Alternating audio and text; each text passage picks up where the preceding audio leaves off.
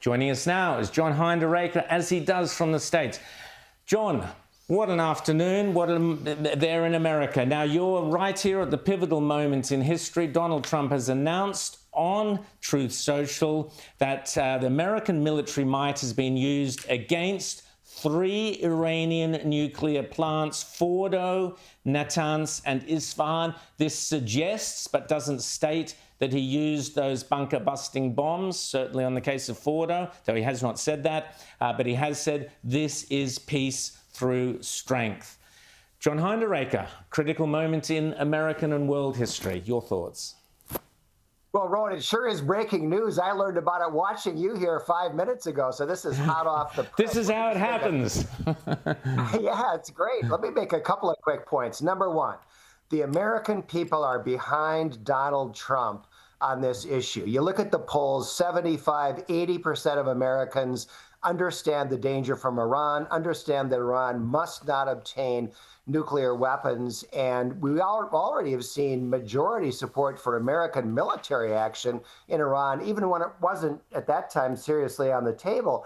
And Trump's MAGA base is even more concerned about Iran, even more supportive of these actions than the American public generally. And what that means is that Donald Trump is playing a very, very strong hand in terms of domestic support. Now, James said something that I want to pick up on, and that is that as far as America is concerned, the mullahs have had this coming for a very long time. They have never really paid a price for their horrible 1979 attack on the American embassy in Tehran. They held more than 100 Americans hostage for over a year. That was a terrible, terrible crisis. And after that, they contributed to killing many American servicemen in Iraq. And we have owed these mullahs, for a long time. And I'm glad to see that Donald Trump is finally repaying that debt. And I think the real question now is, are we going to see regime change? Because that is what we need. We cannot allow the addicts to stay in place. We cannot allow them to get back to work reconstituting Hamas and Hezbollah and wait 5 years and then get back to work on the nuclear weaponry. These mullahs have got to go.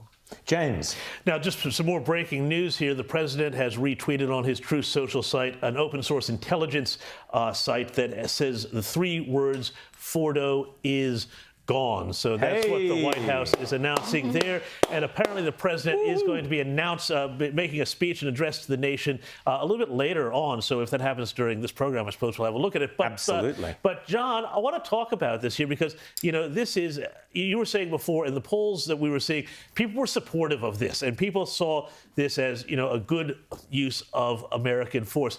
What does this do now to that wing of the Republican Party or the MAGA movement? And that's not the entire MAGA movement, but that part of the MAGA movement that has been entirely implacably opposed to using American force anywhere, not just in a boots on the ground sense, but also just in terms of, as you suggested here, settling this very great score that America has with this tyrannical regime, which I think has been at war, frankly, essentially with the U.S. since 1979, and which was not properly dealt with in 1979 when the feckless and incompetent Jimmy Carter allowed everything that happened to happen with the embassy and with the Shah and with the revolution.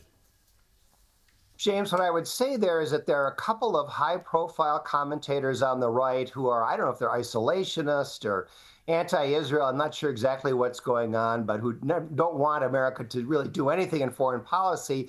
They are a tiny, tiny minority. They don't speak for any significant percentage of the MAGA movement, and they don't speak for any significant percentage of the American public. The American people are going to be behind this effort. And certainly Trump's base overwhelmingly is going to be behind this effort. Rita. This is an astonishing period we're in, and it comes as Donald Trump is nominated for a Nobel Peace Prize. Pakistan has nominated him for brokering a peace deal between Pakistan and India. He's also just recently signed a treaty between, helped mediate a treaty between Rwanda and the Congo. So tell me about his chances of winning a Nobel Peace Prize in 2026. Well, he deserved the Nobel Peace Prize for the Abraham Accords in his first term, but of course, that's not what the Nobel Committee is interested in. For an American to win these Nobel Prizes, you have to be anti-American. That's basically what I'm looking for. I don't think Trump stands a big chance. But ironically, Rita, you want to talk about peace. I think what we're seeing tonight, this is what brings about peace. You don't bring about peace by endless negotiations, pallets of money to bribe your bitter enemies. You bring about peace through strength. And Ronald Reagan knew that. Donald Trump knows that. And that's what we're seeing today. He seems to understand the mindset of these regimes, whether he's talking to North Korea, whether he's talking to the Iranian regime, even negotiating with the Chinese, whilst many in the West have got a fairly naive idea, particularly when dealing in the Middle East, where they think they can sort of hug these Islamist dictators into behaving better, when Donald Trump understands you get peace through strength. Rita, I don't know why that is so hard for so many people to figure out, honestly. You look at world history and you see it over and over and over again. Weakness invites aggression. It is strength that deters aggression. It is strength that really can bring about peace. And we've seen it over and over. We certainly didn't see it during the Joe Biden administration. We didn't see it under Barack Obama, but we're seeing it now in the Trump administration. And I think, John, on that, I'll just make the point, if people have just tuned in, this is an absolutely historic moment. Outsiders was live on the morning that Donald Trump was assassinated. Attempted assassination when the bullet flicked his ear. Attempted assassination, and we were live that morning.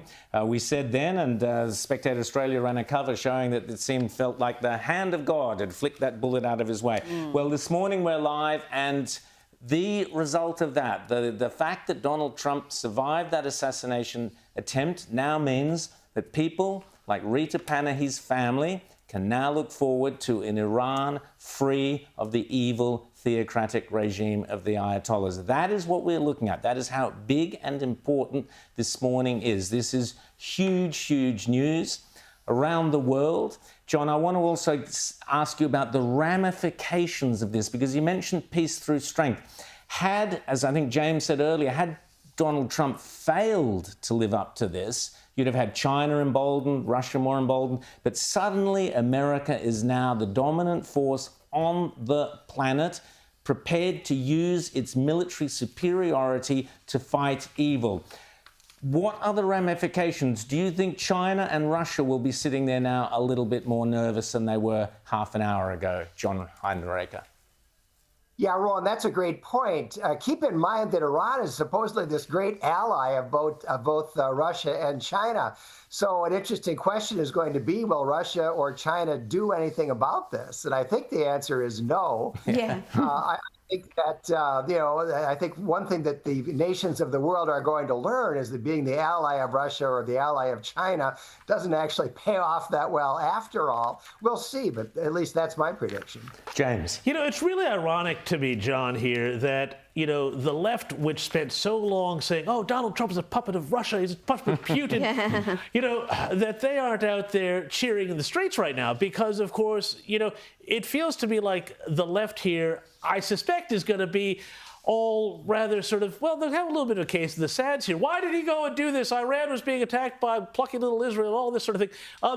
Where does this leave the left here in America? Because again, this may be one of these sort of 80-20 issues we talk about but instead of being like, boys and girls locker rooms, it's huge global geopolitics. Does the left decide that it is going to say this was a terrible thing that Donald Trump did, taking nuclear weapons out of the hands of a bunch of theocrats? Or do they say, we're actually going to have to say this was a good thing and the world is a better place, and good on Donald Trump for standing up to the authoritarian regimes that he is supposedly so close to. They'll find a way to protest. John Hinderaker. James. John, please set him straight. Well, James, you're kidding, of course. I mean, what the Democrats are going to do is to sit back and hope for failure. They're going to hope that this somehow turns out badly, and if it does, they'll pounce on Trump and they'll try to take political advantage. The thing you always have to keep in mind when you talk about military action is that the ultimate political ramifications depend on how it turns out. And so if we have a happy outcome here, if the mullahs flee and the Iranian people rise up and maybe the Shah comes back, who knows? But we have a new and certainly better regime in Iran, and we don't have a wider war. Some people talk about World War III. I think that's kind of ridiculous. But if it turns out well, then I think the Democrats are just left with nothing to say. Absolutely. John Hinderaker, always great to chat to you, but what an extraordinary morning for us to be talking to you. Unbelievable moment in world history. A payload of bombs were dropped on 3 of Iran's nuclear sites. Fordo, the main one, is now gone.